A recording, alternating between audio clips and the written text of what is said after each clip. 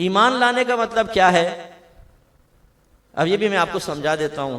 ہم لوگ بعض اوقات اجتماع سے باہر نکلتے ہیں، بولتے ہیں آج تو یار بیان سے ایمان تازہ ہو گیا. آپ کوئی پوچھے کہ جی ایمان کی شرعی تعریف کیا ہے؟ یہ تو پتہ نہیں.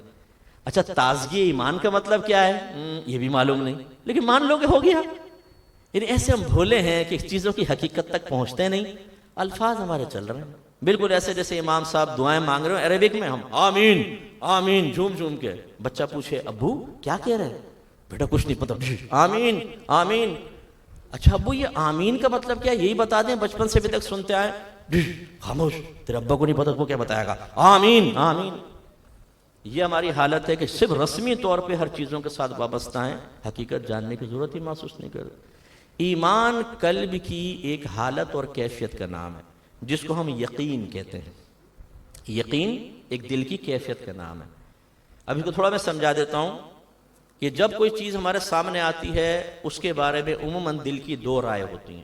ٹھیک ہے، یہ سچ بول رہے ہیں یہ جھوٹ بول رہے ہیں، یہ صحیح ہے یا غلط ہے، یہ واقعی ہے یا نہیں ہے. اس طریقے سے دل دو رائے رکھتا ہے کسی چیز کے بارے میں. زیادہ بھی ہو سکتی ہیں لیکن کم از کم دو رائے ہوتی ہیں.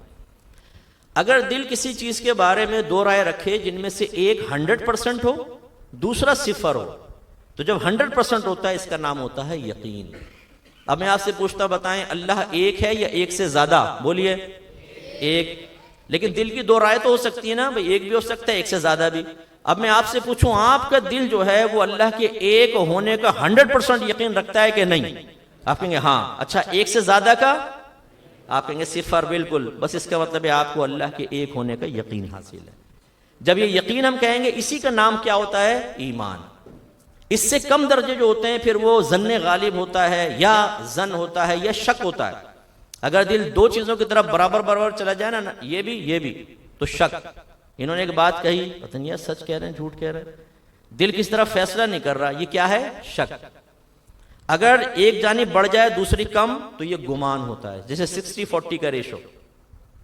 اور اگر ایک بہت بڑھ جائے دوسرا بہت ہی کم، جیسے 95-5، اس کو کہتے ہیں غالب گمان، ظن غالب. مذہب اسلام میں عقیدے کے سلسلے میں یقین درکار ہے. ظن غالب بھی نہیں چلے گا، گمان بھی نہیں چلے گا. شک میں تو ویسے ہی آپ تباہ ہوں گے. 100% یقین چاہیے تب آپ صاحب ایمان ہوں گے. ہمارے نبی تھے کہ نہیں تھے بتائیں؟ آپ کا دل گواہی دیتا ہے 100%. یہ ہے یقین، یہ ہے ایمان. سمجھا نہیں یار؟ غوث پاک تھے کہ نہیں تھے یہ بتائیں؟ تھے نا.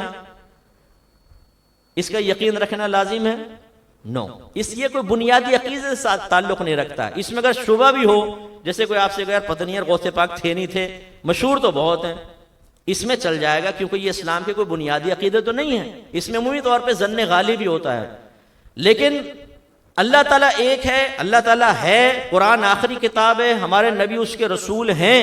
یہ سب اتنے دلائل قطعیہ سے ثابت ہیں کہ اس میں یقین چاہیے. اس میں ظن غالب گمان یا صرف گمان یا شک سے کام نہیں چلے گا.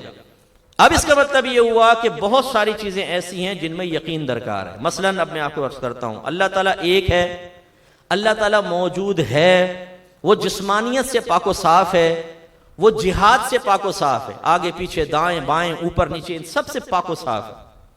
وہ قادر مطلق ہے، وہ کسی کا محتاج نہیں، وہی خالق ہے، وہی مالک ہے، وہی رازق ہے، اس کے بغیر کوئی ایک تنکا بھی اٹھا کر نہیں دے سکتا. ان سب کے لیے کیا چاہیے؟ عقائد کے لیے یقین. ذرہ برابر آپ کے دل میں شک نہ ہو، 0.1% بھی ادھر ہوئے آپ ایمان سے باہر نکل جائیں گے. ایسی چونکہ قرآن گواہی دے رہا ہے تو ہم یہ کہتے ہیں کم و بیش 1,24,000 انبیاء علیہ السلام پر ہمارا ایمان ہے. ایمان کا مطلب کیا ہے؟ ہمیں اس کا یقین ہے. ایک نبی کے بارے میں آپ کہتے ہیں سب کو مانتا ہوں، اس کے بارے میں شک ہے، آپ اسلام سے باہر ہو جائیں گے. ہاں یہ ہو سکتا ہے دلائل کی روشنی میں علماء اس طرح بیان فرمائے، جیسے حضرت خضر علیہ السلام کے بارے میں دلائل مختلف ہیں. بعض کہتے ہیں وہ اللہ کے ولی تھے اور بعض کہتے ہیں وہ اللہ کے نبی تھے، کیونکہ واضح طور پر ان کے بارے میں نہیں، لیکن جمہور مسلمین اور اہل سنت کا عقیدہ یہ ہے کہ وہ اللہ کے نبی تھے. اس طرح کے معاملات دلائل کی روشنی میں ہو سکتے ہیں، ورنہ جو کلیئر ہے وہ کلیئر ہے. ایسے ہی توریت، زبور، انجیل، قرآن مجید یہ اللہ کی پاکیزہ کتابیں ہیں، کیونکہ قرآن گواہی دے رہا ہے. اس میں ذرا شک ہوگا آپ دار اسلام سے خارج. ایسے ہی جن، فرشتے، جنت، دوزخ، ان کے وجود کا ذکر قرآن عظیم میں ہے، ماننا پڑے گا۔